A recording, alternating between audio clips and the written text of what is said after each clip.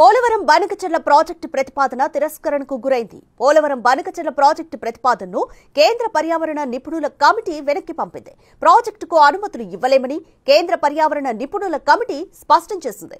ప్రాజెక్టుపై అనేక అభ్యంతరాలు వచ్చాయని, అనుమతులు ఇవ్వాలంటే గోదావరి వాటర్ డిస్ప్యూట్ ట్రైబ్యునల్ తీర్పును పరిశీలించాల్సి ఉందని తెలిపింది. దీనికి సంబంధించి సిడబ్ల్యూసీ అనుమతి తీసుకోకపోవడంతో ఈ ప్రతిపాదనను తిరస్కరించారు. కేంద్రంలో అధికారంలో ఉన్న ఎన్డీఏలో కూటమి భాగస్వామిగా ఉన్న ఏపీ ప్రభుత్వం అనుమతి మాత్రం సాధించలేకపోయింది.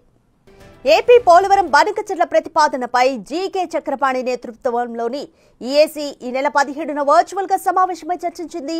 ఏపీ ప్రతిపాదనలతో పాటు అభ్యంతరాలను కూడా పరిగణలోకి తీసుకుంది. ఈమెయిల్స్, వివిధ మార్గాల్లో వచ్చిన అభ్యంతరాలను పరిశీలించింది. బనకచెర్ల ప్రాజెక్టు గోదావరి ట్రైబ్యునల్ 1980 ఈ తీర్పునకు విరుద్ధమంటూ ఫిర్యాదులొచ్చాయని తెలిపింది. ఒడిశా, ఛత్తీస్గఢ్లో ముంపు సమస్య, న్యాయపరమైన వ్యవహారాలు ఉన్నాయని పేర్కొంది. సిడబ్ల్యూసీని సంప్రదించి వరద జలాలను సమగ్రంగా అంచనా వేయాలని కమిటీ సిఫార్సు చేసింది. పర్యావరణ ప్రభావ అంచనా, టీఓఆర్, అంతర్రాష్ట్ర సమస్యల పరిష్కారాలకు సిడబ్ల్యూసీని సంప్రదించాలని సూచించింది. ఈ మేరకు పోలవరం బనకచెర్ల ప్రతిపాదనను కేంద్రం ఏపీకి తిప్పి పంపింది.